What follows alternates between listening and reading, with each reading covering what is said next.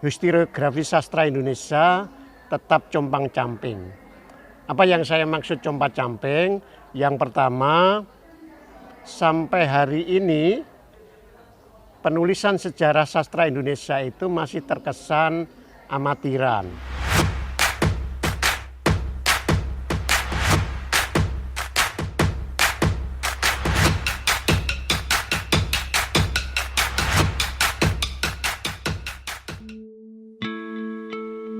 Menurut hemat saya, sejarah sastra Indonesia, terutama penulisan sejarah sastra Indonesia dan historiografinya, tidak mengalami perkembangan selama 25 tahun terakhir ini.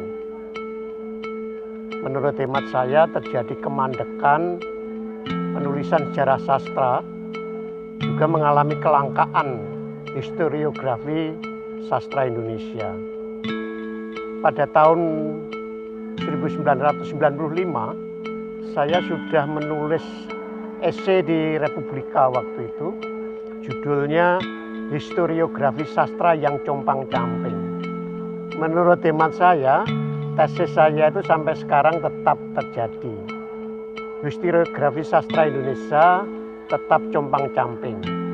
Apa yang saya maksud compang-camping? Yang pertama, sampai hari ini penulisan sejarah sastra Indonesia itu masih terkesan amatiran, berdasarkan kecintaan, berdasarkan keinginan untuk menulis sejarah sastra. Nah, tentu saja tanpa dasar teoritik dan dasar metodologis yang kuat.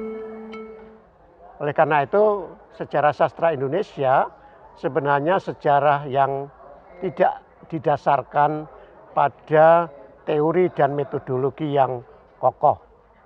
Bukan berarti tidak ada.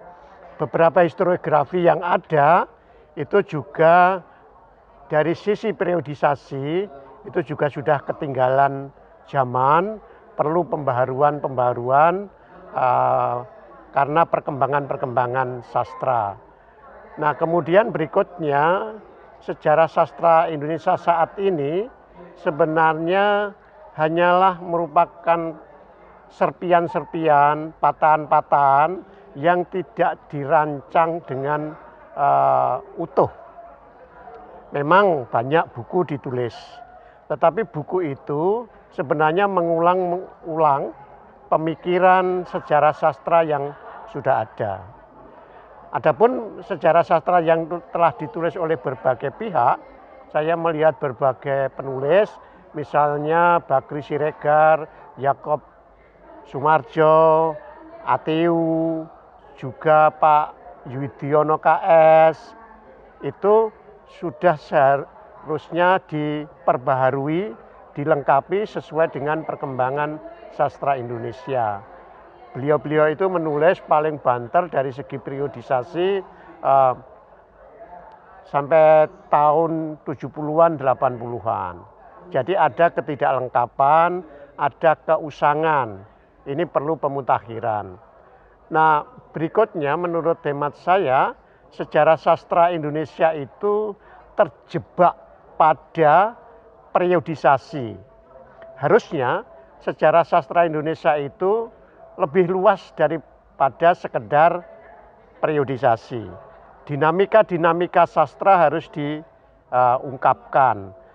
Perkembangan, perubahan, faktor-faktor yang lebih luas yang menyebabkannya juga harus diperbaiki. Pak Sapardi pernah menulis satu perspektif sejarah sastra yang lebih luas. Tetapi sayangnya itu hanya sejarah khusus, sejarah kecil. Nah, sampai hari ini menurut hemat saya, kita belum memiliki dua hal, yaitu babon sejarah sastra Indonesia yang bisa digunakan oleh berbagai pihak, mulai peneliti sampai kalangan pendidikan, sebagai sumber rujukan riset atau pembelajaran. Kita belum memiliki babon sejarah itu. Mungkin para sastrawan tidak memerlukannya atau alergi, tetapi pembaca, pengguna penggemar, peneliti sastra jelas membutuhkannya. Selain belum memiliki babon sejarah sastra Indonesia yang utuh, mutakhir, dengan metodologi dan teori yang kokoh, kita ini juga masih kekurangan apa yang disebut sejarah-sejarah lokal, sejarah-sejarah kecil sastra Indonesia.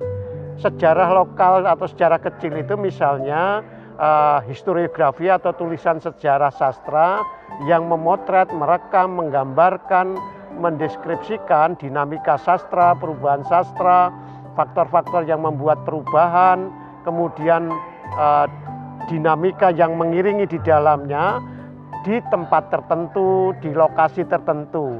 Sebutlah, kita belum memiliki sejarah sastra Indonesia di Yogyakarta, sejarah sastra Indonesia di Bali, sejarah sastra Indonesia di Makassar, atau di tempat-tempat lain. Padahal menurut saya, 20 tahun terakhir telah terjadi perkembangan dinamika lokal, dinamika daerah yang luar biasa.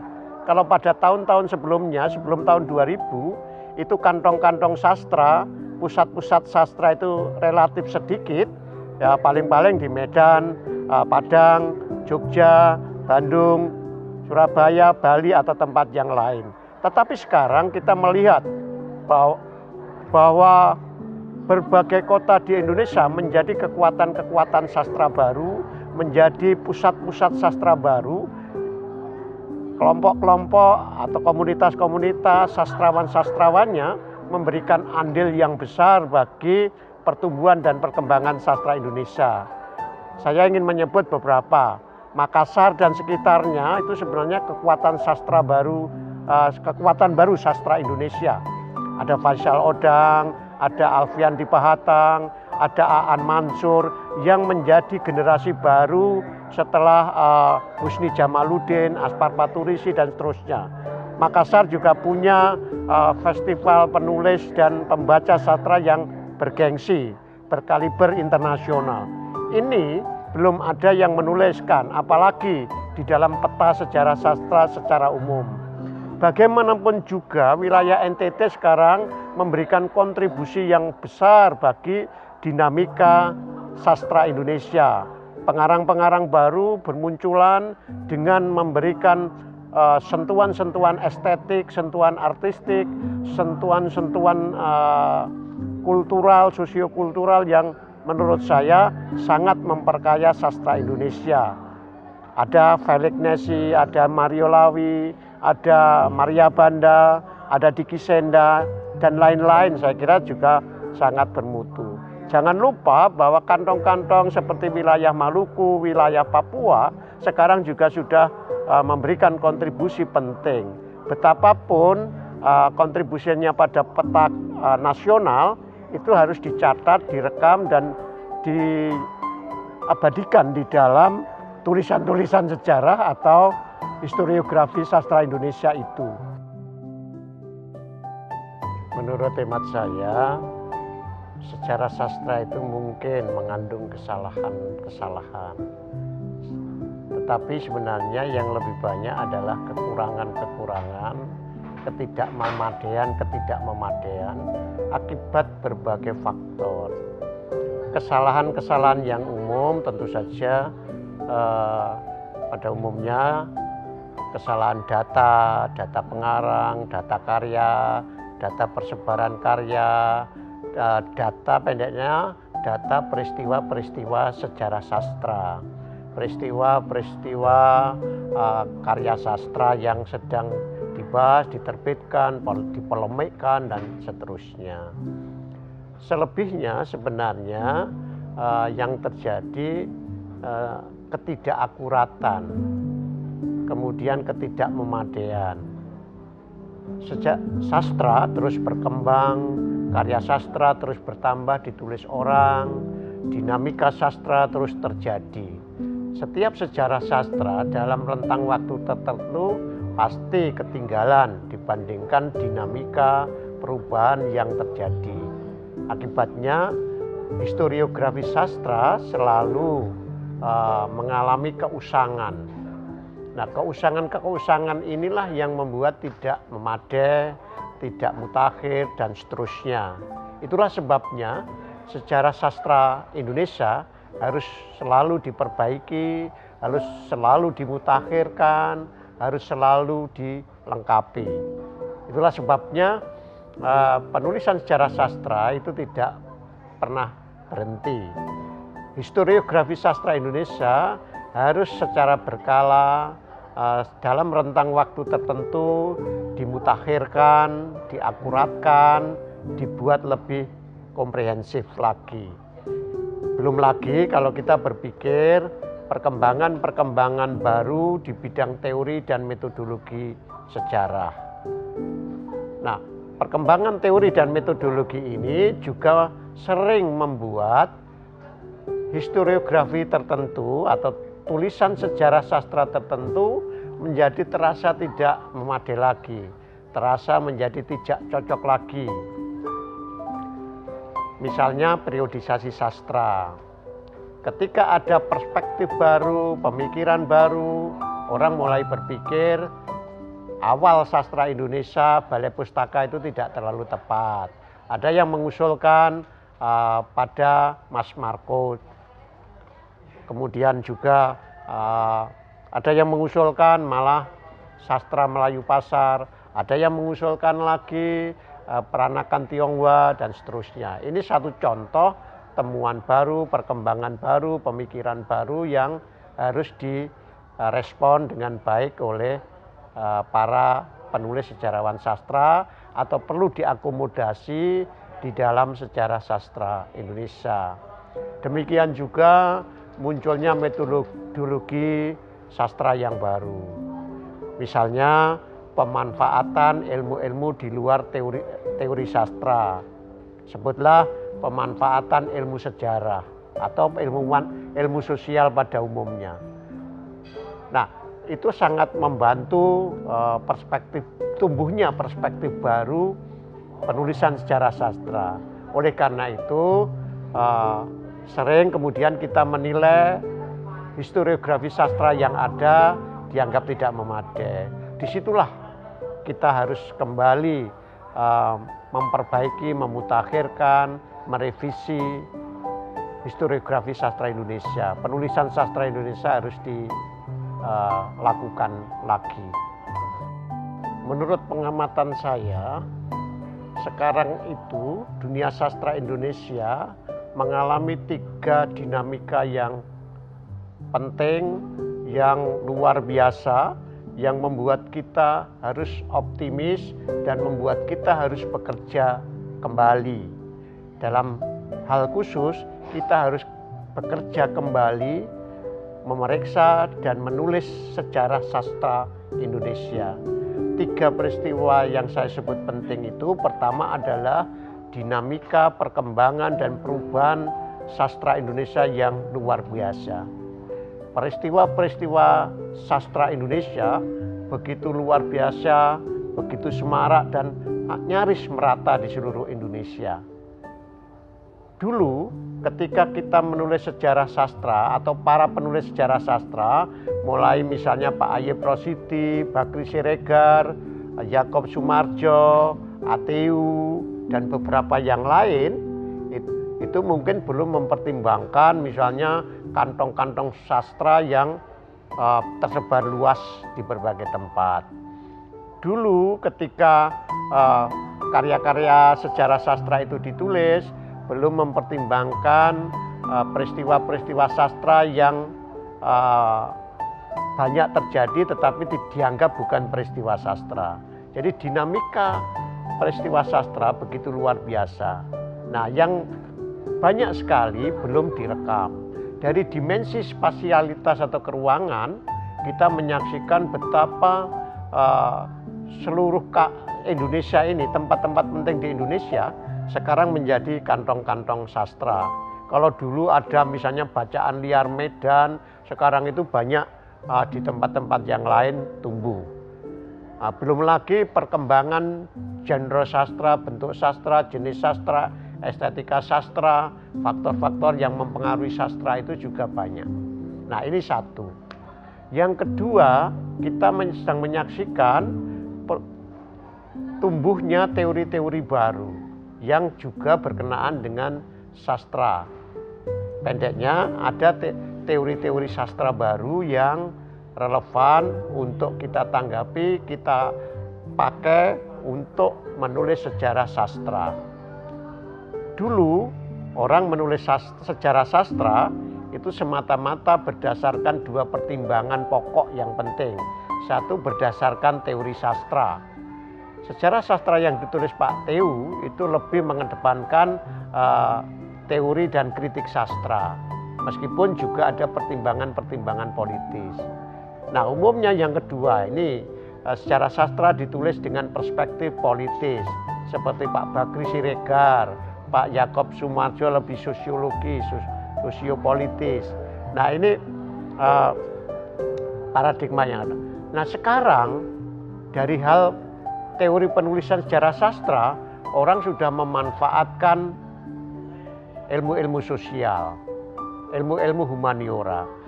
Saya kira penulisan sejarah sastra Indonesia juga perlu menimba, memanfaatkan, meminta bantuan ilmu-ilmu itu. Menurut hemat saya, penulisan sastra Indonesia itu perlu mengambil alih atau meminjam dua teori penting. Satu adalah teori sejarah atau ilmu sejarah, yang kedua adalah ilmu sosial. Ilmu sejarah dan ilmu sosial ini dapat dimanfaatkan sebagai alat bantu penulisan sejarah sastra Indonesia. Nah, kemudian yang ketiga, dari sisi metodologi itu ada perkembangan-perkembangan baru.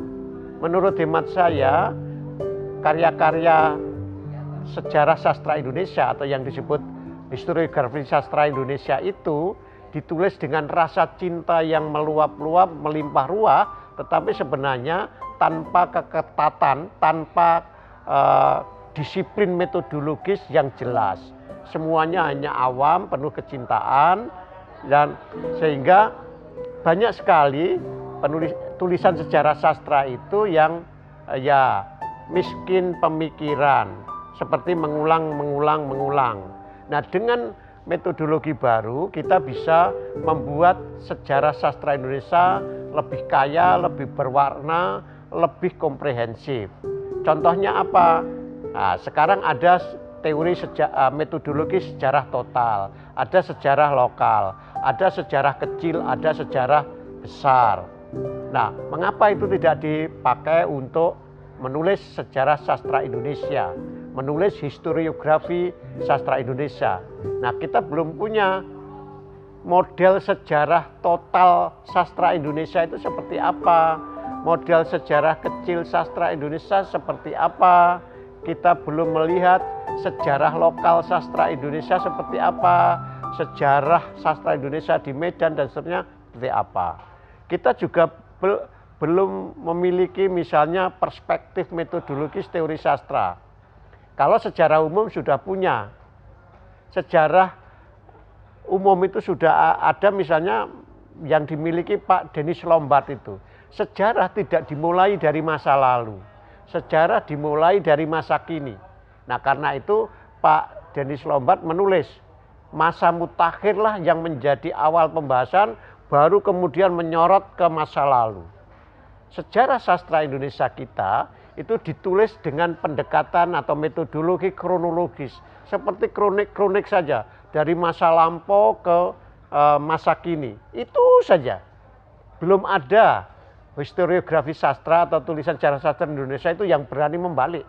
Dimulai dari masa kini, lalu ke masa lampau sampai mulai katakanlah sastra balai pustaka, bacaan liar, sastra Hindia Belanda kalau perlu, bahkan kalau perlu abad 19 akhir. Nah, ini belum ada menurut hemat saya. Disitulah saya kira kita perlu mendekonstruksi sejarah sastra Indonesia. Kita perlu mendekonstruksi historiografi sastra Indonesia, dan kita memerlukan sejarah baru sastra Indonesia. Kita memerlukan historiografi baru sastra Indonesia itu. Saya kira tugas ini mendesak, perlu kita lakukan, bukan demi kepentingan sastrawan sebenarnya. Saya yakin juga banyak sastrawan tidak terlalu peduli atau akan marah-marah kalau tidak masuk di dalam sejarah sastra. Tetapi itu penting bagi masyarakat umum, masyarakat pembaca sastra, masyarakat katakanlah masyarakat profesional ahli sastra itu.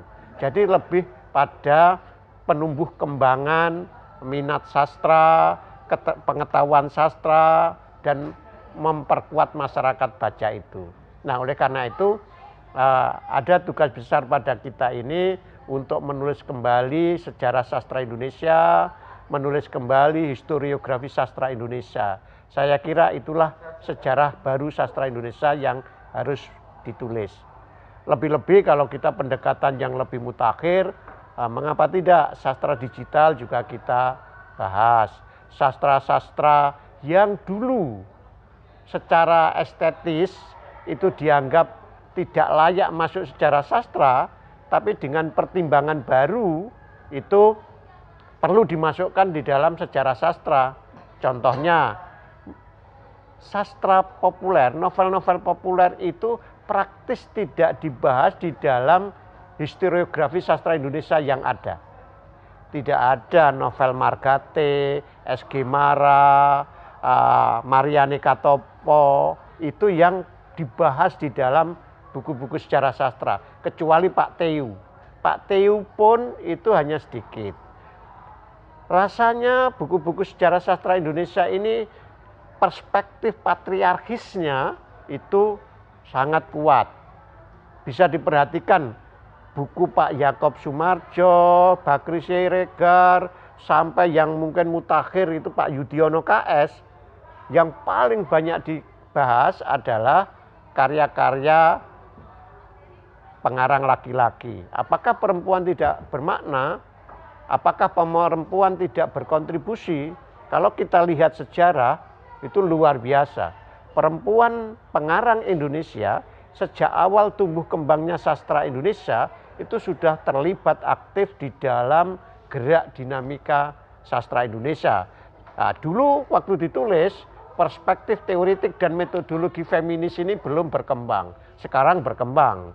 Memang saya lihat, saya ingin menyebut Bu Wiyatmi itu pernah menulis buku sejarah sastra Indonesia menurut perspektif feminis.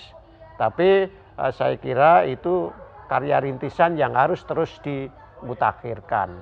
Jadi perspektif feminis itu. Belum lagi dulu kita belum memanfaatkan ilmu sejarah. Ilmu sejarah mengatakan tidak selalu sejarah itu berisi orang-orang elit. Sejarah juga boleh berisi orang-orang kecil.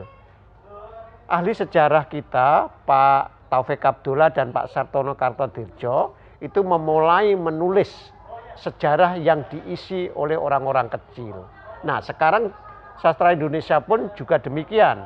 Mengapa sejarah sastra Indonesia berisi karya-karya besar saja, berisi pengarang-pengarang besar, sangat elitis dan kanonis. Menurut hemat saya, sejarah sastra Indonesia itu masih elitis dan kanonis. Oleh karena itulah karya-karya S.H. Mintarja, Kopingho, Abdullah Harahap, Motinggo Busil tidak punya tempat, tidak punya ruang, tidak punya halaman terhormat di dalam pelataran sejarah sastra Indonesia ini. Padahal menurut perspektif peristiwa sejarah itu layak menjadi bagian dari sejarah sastra, layak mendapat ruang di dalam sejarah sastra Indonesia. Apalagi lebih-lebih lagi kalau kita melihat inspirasi pengarang-pengarang utama kita itu ternyata juga diinspirasikan oleh karya-karya mereka. Saya ingin menyebut karya-karya dari Eka Kurniawan ternyata juga banyak diinspirasi oleh karya-karya Abdullah Harahap, Motinggo Busil, bahkan juga S.H. Mintarja dan Kopingho. Bahkan Eka Kurniawan sendiri pernah menulis cerpen-cerpen yang bergaya Abdullah Harahap. Nah, dengan demikian sejarah sastra Indonesia bukanlah sejarah yang elitis dan kanonis, tetapi juga berisi karya-karya yang lain. Dengan demikianlah kita sebenarnya bisa melihat dinamika yang semarak yang banyak. Sastra Indonesia tidak hanya berisi orang-orang besar, karya-karya besar, tetapi juga karya-karya populer, karya-karya biasa yang dari sisi kesejarahan itu penting. Disinilah kembali lagi betapa pentingnya sejarah baru sastra Indonesia itu. Sejarah sastra itu memiliki 3 peranan penting di dalam kurikulum. Pertama, sejarah sastra sebagai perspektif kurikulum bahasa dan sastra Indonesia. Nah, di dalam kurikulum itu harus disajikan misalnya perkembangan sastra, dinamika sastra, gerakan sastra yang didasarkan pada sejarah sastra. Yang kedua, sejarah sastra itu bisa menjadi isi kurikulum. Jadi, kurikulum bahasa dan sastra Indonesia itu salah satu isinya adalah sejarah sastra Indonesia. Nah, sejarah seperti apa? Itu bergantung pada historiografi sastra yang telah ditulis dan dipilih sesuai dengan pertimbangan-pertimbangan kurikuler. Yang ketiga, sejarah sastra itu bisa dijadikan pendekatan atau acuan untuk menentukan kompetensi-kompetensi, kemudian isi, berikutnya adalah strategi implementasi atau pelaksanaan kurikulum. Oleh karena itu, sejarah sastra itu menjadi dasar, menjadi salah satu dasar untuk mewujudkan konstruk kurikulum bahasa dan sastra Indonesia, bahkan untuk mengembangkan perangkat pembelajaran sastra Indonesia. Di samping itu sebenarnya sejarah sastra Indonesia itu menjadi sumber belajar awal untuk menindaklanjuti atau untuk mengembangkan kemampuan apresiasi, kemampuan membaca, kemampuan menulis karya sastra pada tentu saja siswa-siswa itu. Disitulah saya kira sejarah sastra memiliki arti penting di dalam kurikulum. Kalau saya sebut tadi 3 tambahannya 1, bolehlah itu disebut 4 peranan penting sejarah sastra di dalam kurikulum. Nah, memang kita harus berpikir, artinya pendidik, penyusun kurikulum itu harus membuat pertimbangan-pertimbangan tertentu. Belum tentu sejarah sastra yang telah ditulis itu serta-merta bisa digunakan. Tetap harus didasarkan pada 2 hal.